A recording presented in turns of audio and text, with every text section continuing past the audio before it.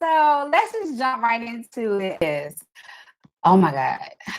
Oh my God. Like, let's just jump right into it. So we are talking about when your mate and your passion collide. Yes. Your biggest regret. First of all, this is me.com. Also, Myca, please tell us a little bit about yourself. Okay.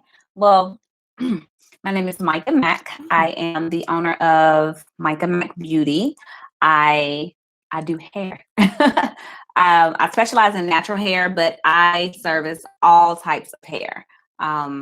It does not matter the ethnicity, the texture. I service hair. I was trained to do it all. I also do nail care, so manicures, pedicures, your dip polishes, all that good stuff. I do that as well. Waxing, I always tell people I wax from the neck up. But yeah, so that's me. I just, love making everything beautiful. Okay. That's it. All right. So this, I don't know if my husband's going to watch this because usually he does not watch my videos in their entirety. Mm-hmm. So I may be aware of this that somebody tells him about this. I don't know. You doing it with He'll listen to this one, I think. I don't know. Let me ask you, what is one of the biggest regrets that you, and this is a general question because remind you, we are doing the I Make Up Me portion and we're doing the whole podcast, I Unapologetically Flawed. Right. So it does not have to be anything specifically tailored to the beauty industry, because mine is not going to. Biggest regret about marriage or biggest regret about just one of your biggest regrets. I think I would have to say before the marriage part of it, because the business, that's your baby, and it requires so much attention. And Lord knows spouses require so much attention. So I wish I'd had the business part solid and established more before bringing in the marriage. Okay.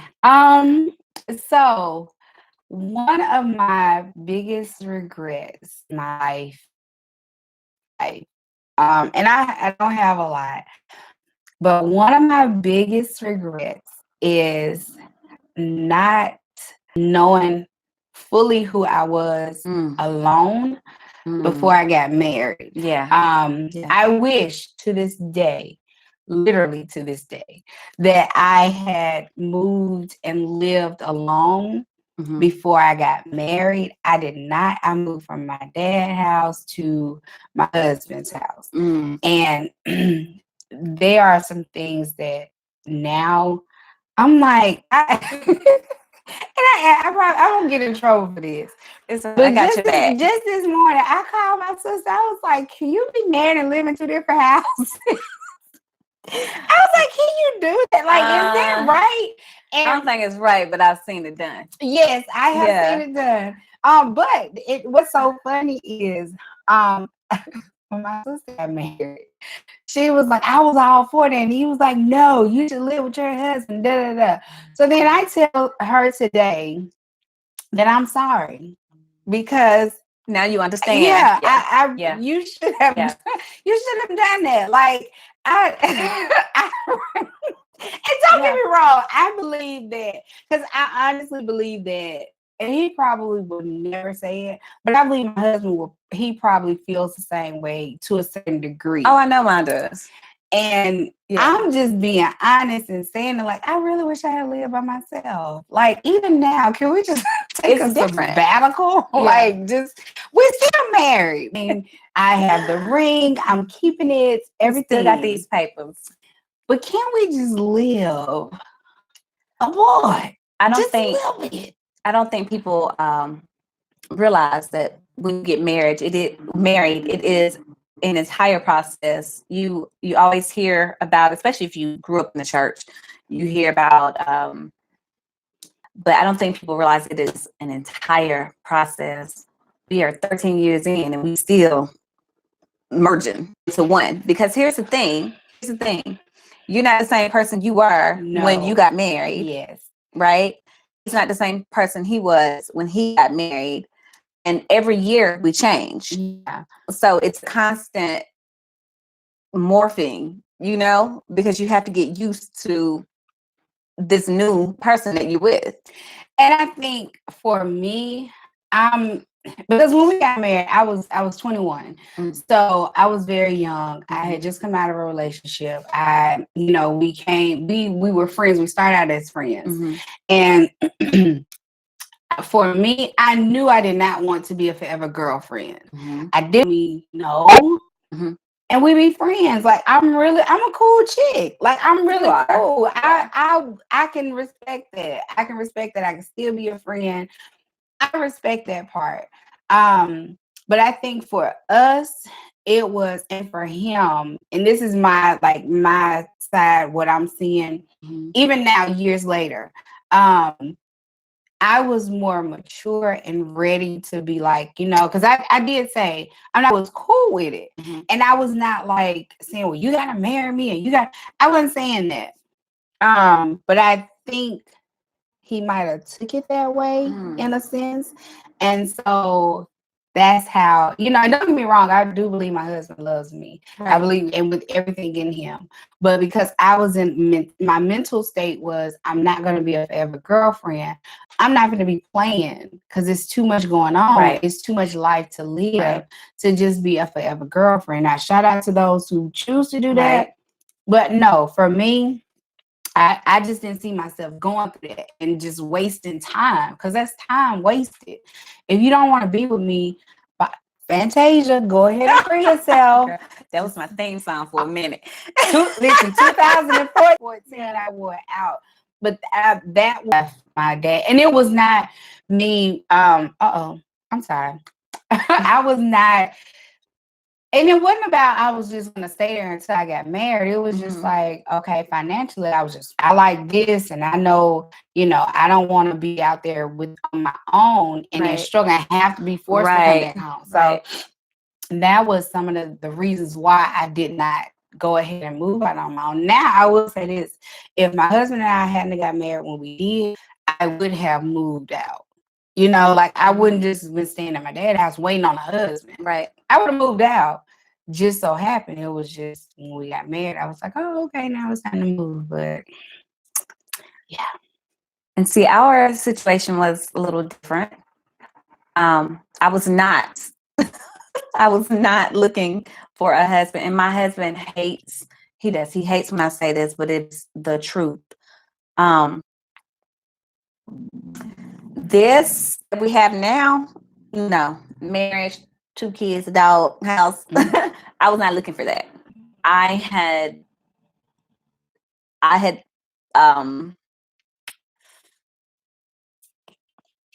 just, I'm not gonna say ended a relationship because that's not really the way it was. I'd been in a relationship that ended not by choice. For either one of us, I'm sure. But I was not looking. Because the reality was I was engaged and my fiance passed away. He was killed in a car accident. So I wasn't looking for anything serious. Wow. About 2 years before I dated anybody again. And it happened to be really serious. It was like, oh, okay, well, we'll dip our toe back into this dating thing. And it just so happens that, we started seeing each other. I did like him. He liked me, all that good stuff. Yeah, all the good stuff, all the puppy love stuff. And we got pregnant with our daughter. Again, I wasn't looking for marriage. I was not expecting that because in my mind, we can co-parent. Yeah. I literally, I was okay with it. And I know that sounds backwards to a lot of people, but I was okay with it. Like, okay, we can co-parent. And after a brief breakup between the two of us, where I was still like, I'm cool. We can co-parent. And I remember during this breakup, he would always say to me, you know, you're my wife, right? And I'm like, nope, I don't know that. And he would say, yeah, you're going to be my wife. God told me that. I'm like, you know, when he speaks to me, he needs to speak in stereo because he hasn't spoken that to me. And I'm cool with what we got going on right now. And eventually, like Urkel, he wore me down. And here we are 13 years later. I'm grateful that he didn't give me what I wanted. Because, listen. But he knew exactly who I needed and what I needed. Because I will say this, my husband is, I can be a lot to deal with sometimes, and I know that. I know I can. My husband is patient. He is very patient. He's very loving. He's very supportive. All those good things. So I'm grateful that I have him. But it wasn't what I wasn't searching for that. Yeah. I will say, you know, Lord, I hope if he watches this, that he does not, or listens to this, that he does not take it the wrong way, because I have, like, my husband is totally opposite of what I thought or who I thought. Oh, girl, that's how it always is. Yeah, I tell my husband that too. Like, he's completely opposite of anyone I ever dated, anybody I ever thought I would be with. But again, that's why I say, I thank God that he gave it for me. Unapologetically flawed. Let me just say this. But first got me. You know, really? You know what I'm saying? Like, because, and honestly speaking, and again, I'm very transparent when it comes down to certain things, and certain things I just feel like, oh, okay. But marriage was and has not always been like, you know, I'm like, you can have this. It's like, not for the faint of heart. It is not for the faint of heart at all. It's not. And going into, excuse our phone, we're closed on Mondays, but the phone is ringing, so that's what you get. You get the live version. It's ringing. We don't answer on Mondays. But going into that, like, for me and my husband, I think, like, right now, he gets me, but sometimes he does not get me. So going into how my passion and my purpose and my husband and my mate collide, this is how, because as an kind of hard or deal with if you don't have that mindset. I think that's where my world and my husband world collides. Because I don't know about yours, but mine, I know I get on his nerves. I know he'd be like, what is she doing now? Why is, you know, and when that person does not fully understand you or understand it, it can almost lead you to divorce court. Listen. Yes. I thought my husband and I were going to end behind some floors because, again, when it comes to one of those things where it's your passion, your vision, your dream, God didn't necessarily give it to them. He gave it to you. I'm a little bit type A personality. I know that about myself. Working on it. But it's, you know, I know how I envision certain things. Right? Yeah. So in my mind, even though life has thrown me enough curveballs where I should be a little bit more flexible and know that everything is not going to work out the way that I expect it to all the time. Yeah, I'm a little bit rigid in my thinking, and I can admit that. So when I see something and I know how I want something similar to, I want that. Yeah. And I think that bump heads sometimes because my husband being a graphic designer, you know, it's great. You know, you sleep with the designer, you can get what you need when you need it most of the time. But I can envision one thing, and I can say, "Hey, babe, I need da da da da da." And in his mind, I'm the designer, so I know what you need. I know what's gonna look right. instead of just doing what I'm asking Just you to do do. what I asked you to do. Even if it doesn't look right, just show me. Let me see it so I can figure it out, right? Yes. But that's where we kind of collide, because in my mind, I'm like, okay, I know what I want. I know why I want it this particular way. Yes. So I just need you to do what I'm asking you to do instead of Doing putting your own spin. Yeah. Putting your own spin on it. Because again, with the floors, when we were getting the salon suite together, I literally showed my husband the flooring that I wanted. Don't laugh, Singrid. Do not laugh. I'm sorry. I know the struggle.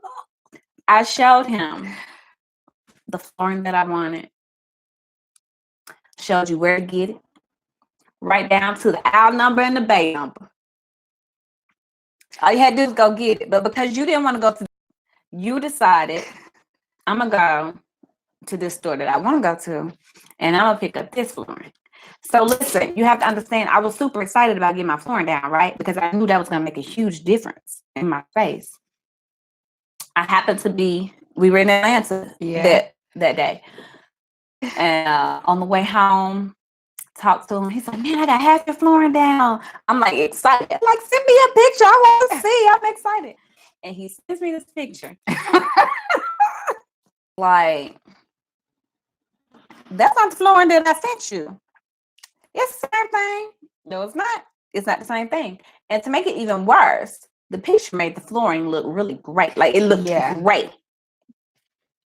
That's not what I asked you for. Yeah. So we argued on my way back from Atlanta, and I was determined that I was coming in here the next day and ripping up all that flooring. But I will say that it turned out nice. It did turn out nice. It did.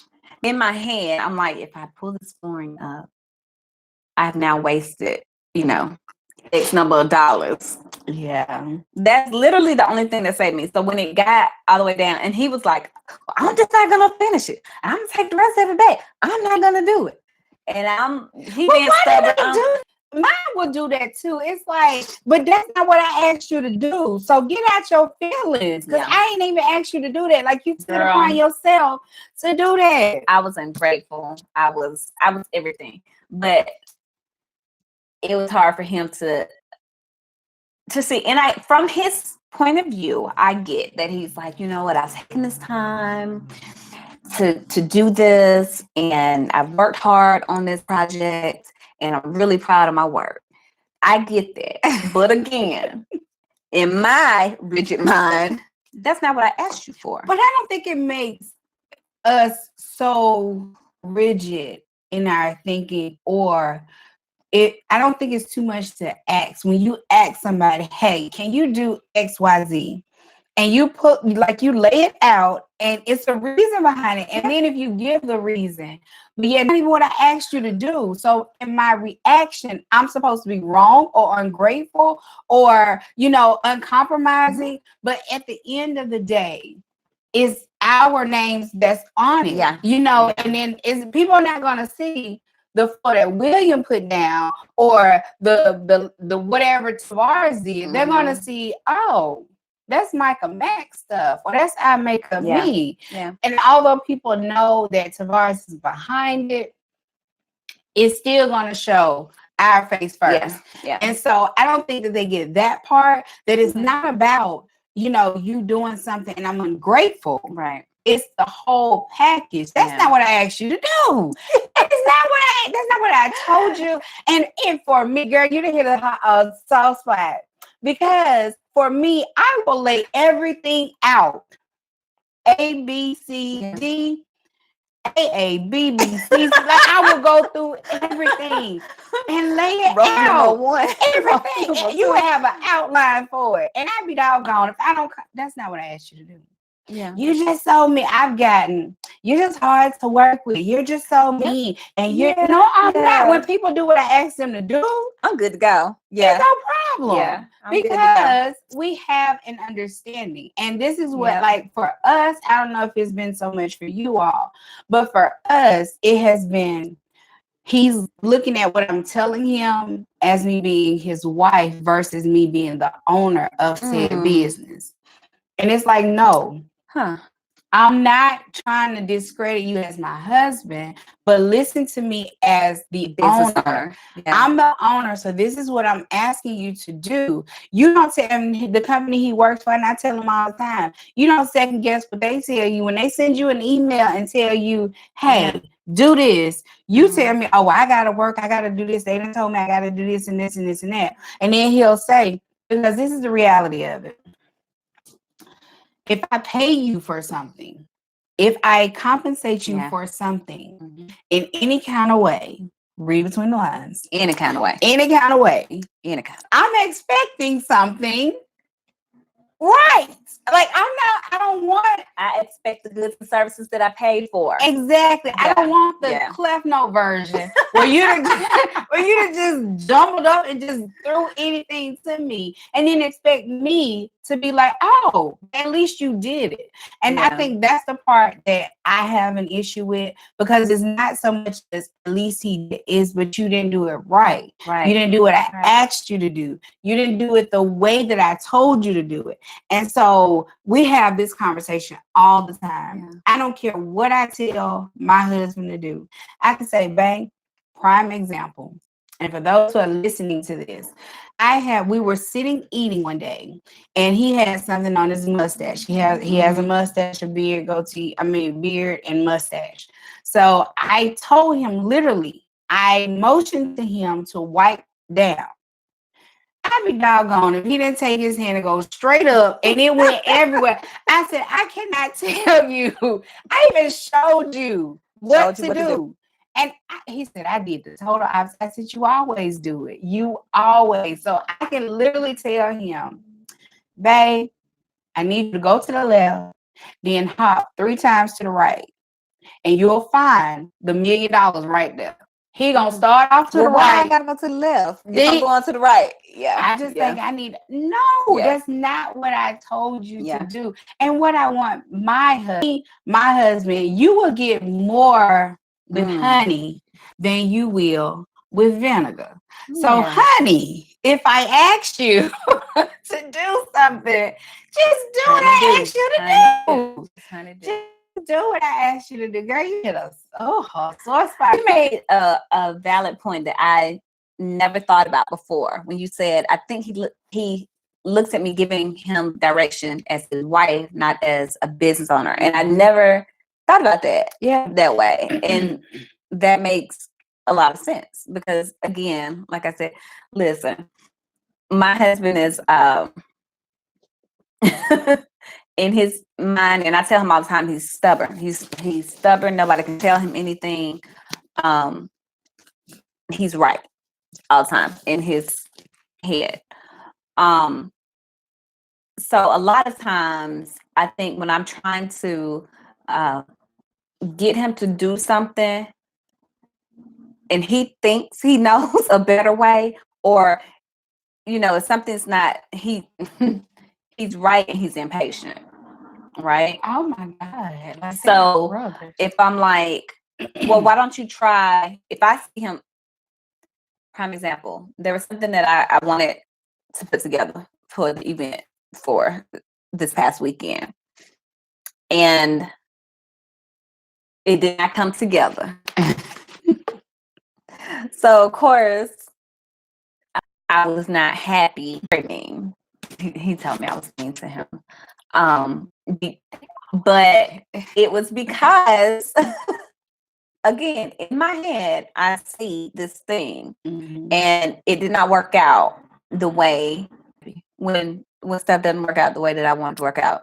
But it is you shouldn't be. And my point to my husband is, I shouldn't be wrong for not accepting the mediocre work that you present to me. I think my thing is, but why should I have to continue to compromise? I shouldn't have to compromise on it. Because this is oh my gosh, why? And then why are we, or for me, and I ask him this all the time, why is it such a bad thing when I tell you you're not doing something right, and then you don't correct it, or you do it?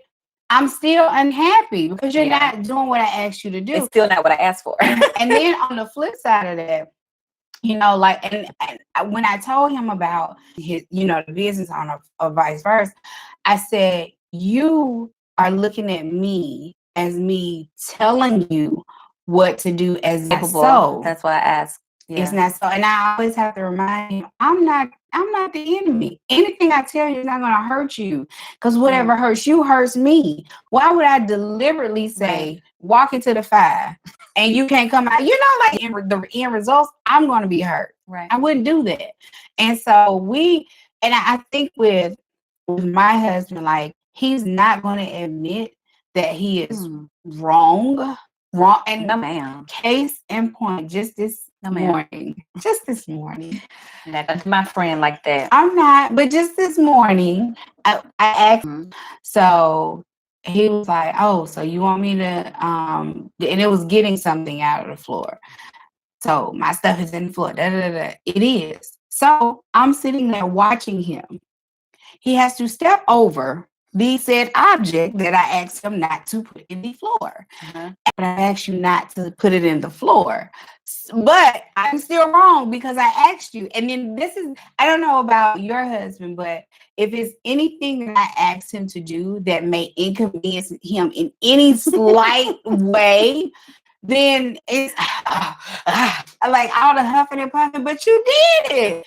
You're the reason why I'm asking you to do or not do something. Yeah. And so I think those issues in his head, when I turn around and ask him to do something when it pertains to my business, it's like, that's why I feel like I get the most resistance.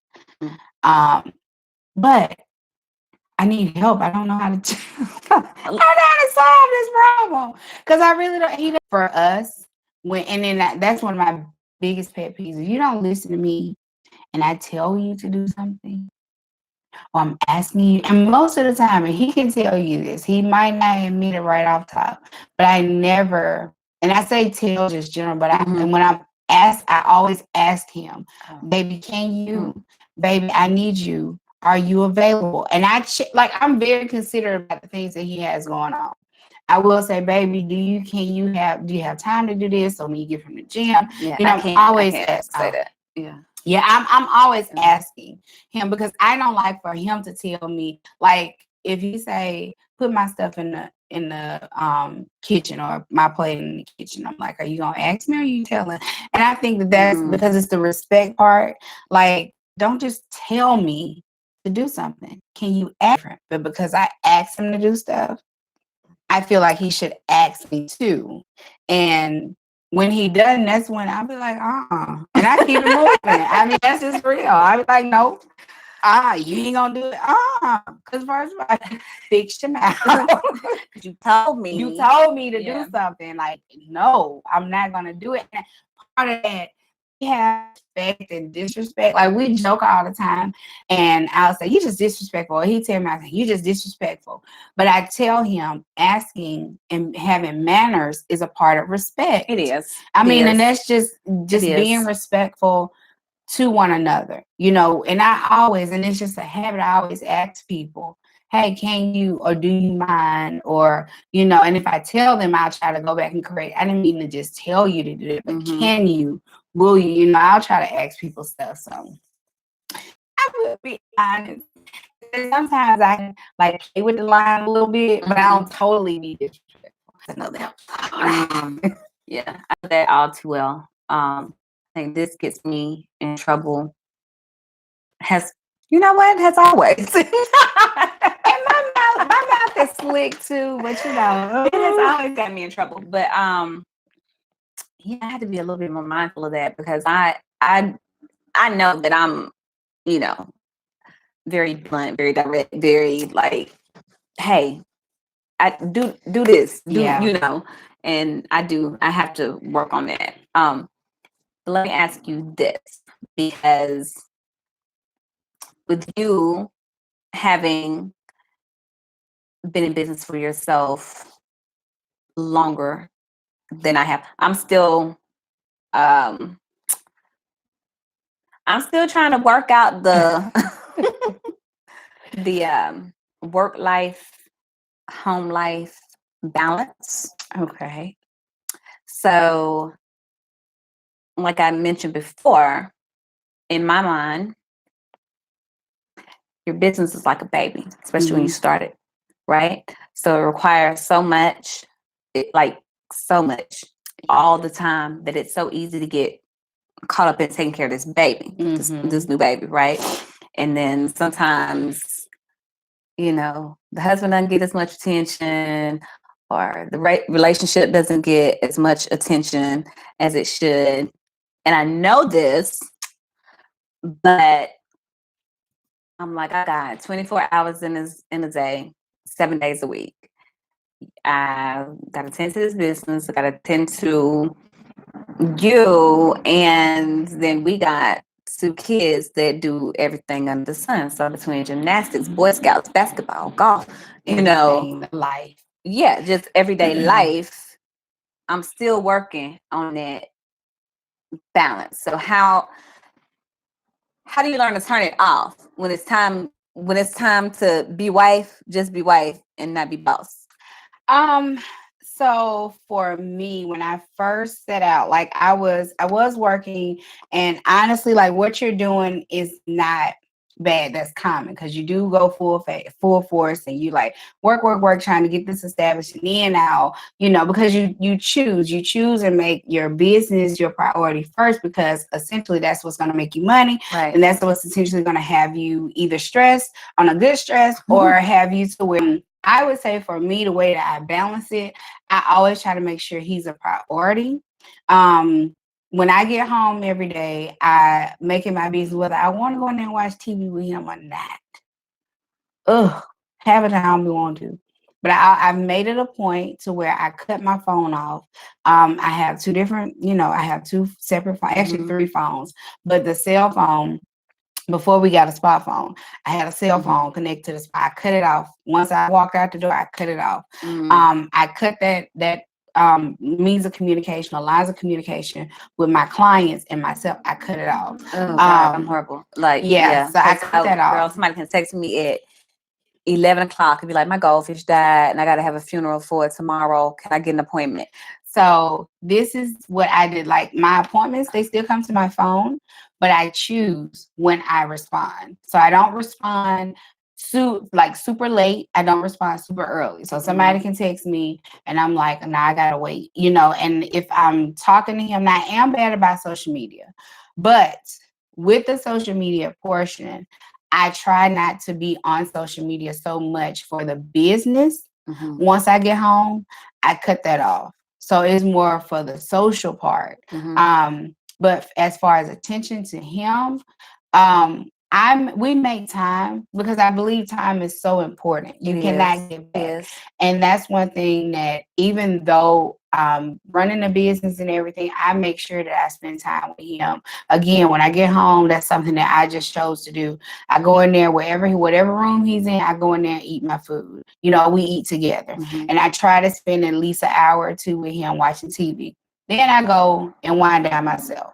I will say when he come in the room where I am, I'm like, can you go back in there? Because I don't feel like being bothered. But I just gave you your hour. I did. Now let me return the favor to me. Let me relax. But I will say, now this is me being okay. We 38 minutes, so we're gonna cut it off at 45. So we got six more minutes to talk about this, and then we'll continue on because this is another aspect of this whole thing. The intimacy, being intimate, that has had its issues because of the stress, the weight of everything. So that part has lacked more than anything else. Because, and this is just me being real and being honest, I can sit and talk to you about certain things, but the physical part is turned off. The mental part is like, okay, my mind is, and I don't care what nobody's saying. This has just been my theory since many, many moons ago. Being intimate is more mental than it is physical. Absolutely. And so when it's for us, it is. Yeah. So if my mental is not there, I'm not one to just fake it. Yeah. I've never been one to fake it. I've never been one to just say, okay, okay. Mm-hmm. Because the reality for me and my relationship, I don't want it to be a waste. Just being honest. Yeah. I don't want it to be a waste. Why are we here? I mean, Why are we yeah. doing So I this? don't Yeah. want it to be a waste. I want to enjoy being intimate with you too. Right. So that part has fizzled, has had its ups and downs. You know, we've had it, you know, where it's been on and popping, and then we've had it where it's just like, we looking at each other like, Right. okay, you know. So, But I think I wonder sometimes, and I don't, I don't think, like I've tried to explain it to my husband, where it's like, I don't think they get it. I don't think Where it's like, really, because you can't been to talk to me crazy today. You gotta warm up, or we didn't, we done been at it today, and then because you come in and you like, hey, Leave like no, that's not how this works. That's not how any of this works. Like because and then the other reality of it is, if you do not deal with the core issue, the intimacy part is still going to be there. And for me, I can't just forget that we done had a disagreement and now we together. Because at the end of that, I'm like, wait a minute. So you do know that we still need to talk about it. We still mad at each other. Yeah. So I can't. I'm not one to do that because I have to have clear understanding and communication throughout all parts. And I don't just turn on and off like that. You can't just be like, hey, so what's up? Because remember, you was, Listen, and me and my husband laugh. He's like, you like the old classic. You got to be warmed up. Ding, ding, yes, ding. sir. Warm up. And we're going to talk about this on a whole nother episode. Because I think, a lot of women talk about the glamorous side of the intimacy. Like, it's a glamour side, and then there is, nope, not going to do it. And then, for me, and I might be a rare breed, but for me, again, intimacy is so much of a mental thing, and as well as physical. Don't get me wrong, this does not take away from the attraction that I have with my husband, but so I had a conversation with a guy some years ago, and he was just asking me, it was like a random conversation. And I usually don't just talk like this to guys, but he was needing some help. So I said, well, you do know that if a woman is not into you, there's pretty much nothing that you can do that's going to get her to actually be into you. Yeah. I said, now, and I'm not talking about just fly by night people. I'm talking about the person you want to be with. And I said, the way to turn her on or to get her, keep her mind and keep her interested is to let her know, show her and tell her the reason why. Don't just feel like, make her feel like, oh, you're just, something for the moment. Right. But you have to keep it up. You have to continue it. Because truth be told, we married, but tell me that I look good. Tell me, and caress and touch and feel. Don't just be like barbaric, I don't need in that. My husband is very, touch is his love language, and I know that. I can, I don't have as crazy as it sounds. No, I don't need you to be clingy up on me all the time. Like, I don't. My love language is acts of service. You want to show me that you love me? Go fold this basket of laundry. Go load this dishwasher. That's so much. You have no idea. Why don't they listen? Couple run over. For real. Like, why don't they listen? Like, we've taken the test, and I'm like, hey, this is gonna get you where you trying to go. What sexy seeing you, sweet. Okay, you did what? You dusted. Wow. You changed that light bulb that I didn't have to ask you to change. Okay. You working up on some. Yeah. Well, that just flipped all the way. Sorry. So listen, when I hear women talk about it, or I see certain blogs or certain videos, they're talking about the sex side of it, versus the making love side. Yeah. And it's there's a difference. It's a total. There's a difference. Part 2, we will stay tuned. We're going to talk about this a little bit later. Good too. stuff. So listen, we're definitely going to have to continue that, because that's a whole nother. I can go on and on about that. But thank you guys so much for watching and listening to our podcast, Unapologetically Flawed. Thank you for watching on YouTube. Please make sure you subscribe to our channel and stay tuned for part 2 of this. We're going to continue this conversation. Yeah. We really will. And you will.